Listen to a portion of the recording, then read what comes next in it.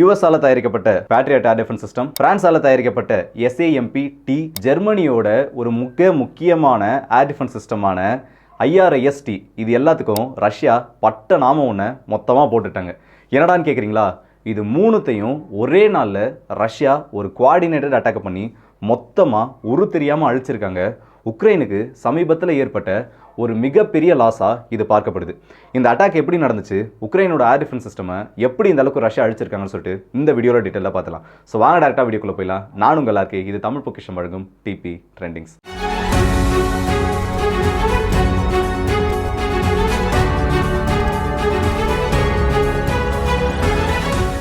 என்னடா ரொம்ப நாளாக ரஷ்யா உக்ரைன் வாரை பற்றி பேசல, என்னதான் அப்படி அந்த அளவுக்கு எதுவும் பெருசாக நடக்கலையான்னு கேட்டிங்கன்னா, ஏன்னா இந்த வாரில் ரீசெண்டாக கடந்த சில நாட்களாக எந்த ஒரு பெரிய எஸ்கலேஷன், பெரிய மூவ்மெண்ட்டுமே கிடையாது. கிட்டத்தட்ட ஒரு ஸ்டேல்மேட் கண்டிஷனில் இருக்குன்னு சொல்லலாம். பெரிய அட்டாக் எந்த இடத்துலையும் நடக்கல. ரஷ்யா ஒரு சில இடத்துல அட்வான்ஸ்மெண்ட் ஆகி போனாலும் நிறைய இடத்துல இப்போ வின்டர்னால ஒரு ஸ்டேல்மேட் சுச்சுவேஷன் நிலவிட்டு இருக்கு.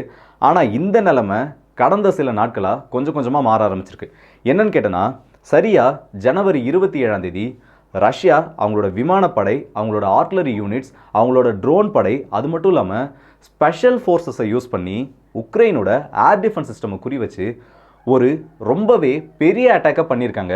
இதோட ரிப்போர்ட் இப்போ தான் வெளியாகிருக்கு. நிறைய பேர் அதை அனலைஸ் பண்ணி இப்போ இந்த விஷயங்களை உண்மைன்னு பேச ஆரம்பிச்சிருக்காங்க. என்னன்னு கேட்டிங்கன்னா, சரியா ஜனவரி 27 ரஷ்யா இப்படி ஒரு அட்டாக்கை பண்ணியிருக்காங்க. இந்த அட்டாக் நடந்தது எந்த இடம்னு கேட்டிங்கன்னா, செர்காசி ரீஜியன், அது மட்டும் இல்லாமல் நிப்ரோ பெட்ரோஸ்க்குன்ற மாகாணத்தில் இருக்க கிரோவோ ஹராட், இந்த ரெண்டு பகுதியிலையும் இப்படி ஒரு பெரிய அட்டாக்கை ரஷ்யா பண்ணியிருக்காங்க. இதில் நான் முதல்ல சொல்ல மாதிரியே இந்த மூணு நாட்டோட ஏர் டிஃபென்ஸ் சிஸ்டம் வீழ்ந்தது மட்டும் இல்லாமல் உக்ரைனோட S-300 மிசைல் காம்ப்ளெக்ஸும் அழிக்கப்பட்டிருக்கு. அது மட்டும் இல்லாமல் 10க்கும் அதிகமான இடங்கள்ல இருந்த இவங்களோட அம்யூனிஷன் டிப்போ, இவங்களோட ஆயுதங்களை சேகரித்து வச்சிருந்த எல்லா வேர்ஹவுஸையும் ரஷ்யா மொத்தமாக அழிச்சிருக்காங்க. இந்த அட்டாக் ஆனது எப்படி நடந்திருக்குன்னு கேட்டிங்கன்னா, முதல்ல ரஷ்யாவோட விமானப்படை இந்த உக்ரைனோட பார்டரை கிராஸ் பண்ணி உள்ளே போயிருக்கு. ரஷ்யாவோட விமானப்படை உள்ளே போயிருக்குன்னா கண்டிப்பாக உக்ரைனோட ஏர் டிஃபென்ஸ் சிஸ்டம் யூனிட் ஏதாச்சும் ஆக்டிவேட் ஆகியிருக்கணும்ல. ஆமாம், ஆக்டிவேட் ஆகியிருக்கு. ஆனால் இந்த இடத்துல ரஷ்யா 2 வகையான விமானங்களை பயன்படுத்தியிருக்கிறதா சொல்கிறாங்க. என்னன்னு கேட்டிங்கன்னா, முதல்ல Su-57, அடுத்ததாக ரஷ்யாவோட Su-35, Su-30, இந்த 2 விமானங்களுமே இந்த அட்டாக்கில் பயன்படுத்தப்பட்டிருக்கு. முதல்ல அனுப்பப்பட்ட Su-57 ரேடார்களில் சிக்காதுன்னு சொல்லிட்டு எல்லாருக்குமே தெரியும். இந்த ஏர் டிஃபென்ஸ் சிஸ்டம் எல்லாம் எந்த இடத்துல இருக்குது, பெரும்பாலும் இவங்களோட ட்ரூப் மூவ்மெண்ட்ஸ் எந்த இடத்துல இருக்குன்னு சொல்லிட்டு ஒரு இன்ஃபர்மேஷன் கேதரிங் பணிக்காக மட்டும் இந்த Su-57 சொல்கிற இந்த 5th ஜென் ஏர்கிராஃப்டை ரஷ்யா உள்ளே அனுப்பியிருக்காங்க.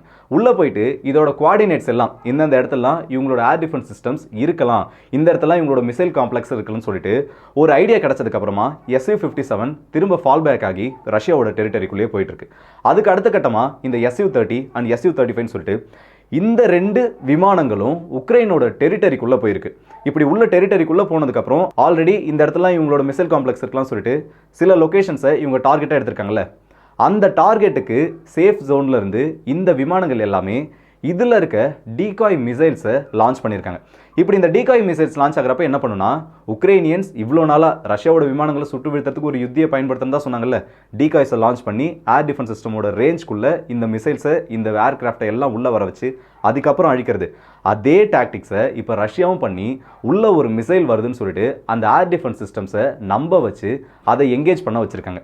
அப்படி எங்கேஜ் பண்ணதுக்கப்புறமா அதுலேருந்து ஒரு மிசைல் கிளம்புனதும் அதோட ரேடார் யூனிட் ஆக்டிவேட் ஆனதுக்கப்புறம் இந்த மிசைல் யூனிட்ஸ், இந்த லான்ச்சர்ஸ் எல்லாமே எந்த இடத்துல இருக்குன்னு சொல்லிட்டு ரஷ்யா தெளிவாக கண்டுபிடிச்சிருக்காங்க.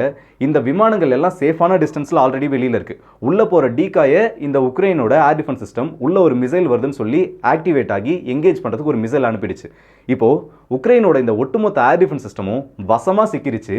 இந்த டைமில் ஆல்ரெடி ரெடியாக இருந்த ரஷ்யாவோட ஆர்ட்லரி யூனிட், ரஷ்யாவோட மிசைல் யூனிட்ஸ், ரஷ்யாவோட ஏர்ஃபோர்ஸ், அது மட்டும் இல்லாமல் ரஷ்யாவோட ட்ரோன் யூனிட்ஸ், இது எல்லாமே ஒன்றா சேர்ந்து இந்த கோஆர்டினேட்ஸை இந்த விமானங்கள் மூலமா மற்ற எல்லா இடத்துக்கும் ஷேர் பண்ணப்பட்டு இந்த இடத்து மேலே ஒரே டைமில் இது எல்லாத்த வச்சும் அட்டாக் பண்ணியிருக்காங்க.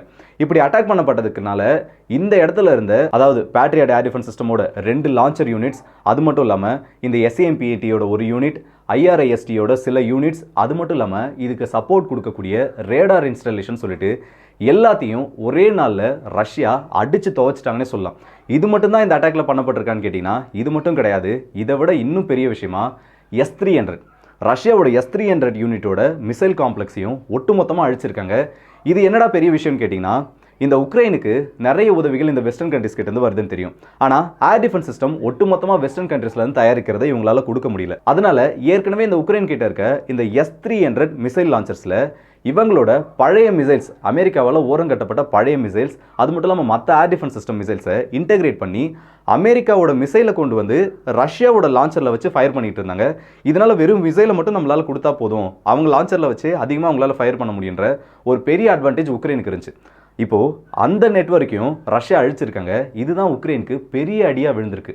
ஏன்னா இத்தனை நாள் இவங்க கிட்ட வெறும் லான்ச்சர்ஸ் இருந்துச்சு, மிசைல்ஸை மட்டும் வாங்கினா போதுன்ற நிலைமை மாறி இப்போ ஒட்டுமொத்தமா அவங்க அந்த லான்ச்சர்ஸோடே சேர்த்தா வாங்கி ஆகணும். அது பேட்ரியாட்டா இருந்தாலும் சரி, இல்லை ஜெர்மன் தயாரிப்பான IRIS-T இருந்தாலும் சரி.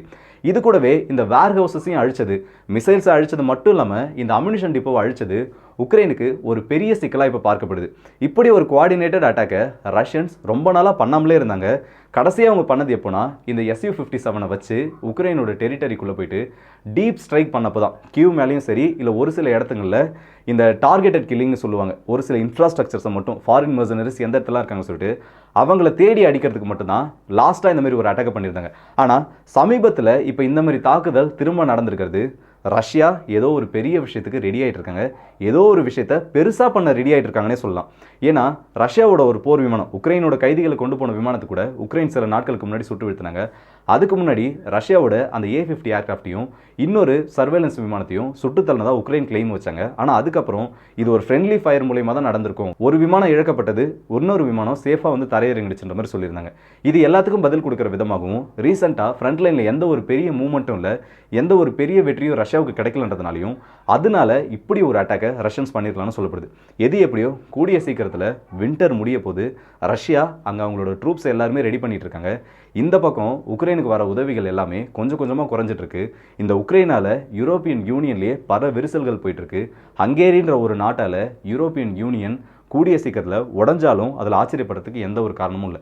ஏன்னா ஹங்கேரிக்கு எதிராகவே சில நாடுகள் இப்போ பேச ஆரம்பிச்சிருக்காங்க. ஏன்னா இந்த ஹங்கேரின்ற நாடு எப்போல்லாம் உக்ரைனுக்கு உதவிகள் போனோம்னு சொல்லிட்டு யூரோப்பியன் யூனியனில் ஒரு தீர்மானம் கொண்டு வரப்படுதோ அப்போ எல்லாம் அதை வீட்டோ பண்ணுறாங்க, அதை ரிஜெக்ட் பண்ணி உக்ரைனுக்கு தேவையான உதவிகள் போக விடாமல் தடுத்துட்டு இருக்காங்க. இது சில நாடுகளுக்கு, UK மாதிரியான நாடுகளுக்கு பெரிய எரிச்சலை கொடுத்துட்டு இருக்கு. இந்த ஹங்கேரி நம்ம என்ன விதமான உதவிகள் பண்ணணும்னு இந்த உக்ரைனுக்கு நினைச்சாலும் அதை ஒட்டுமொத்தமாக முடக்கிட்டு இருக்காங்கன்னு சொல்லிட்டு அந்த பிரச்சனை கொஞ்சம் கொஞ்சமாக இப்போ யூரோப்பியன் யூனியனில் புகைய ஆரம்பிச்சிருக்கு. அது எப்போ வேணா ஒரு பெரிய ஃபயராக மாறலாம்.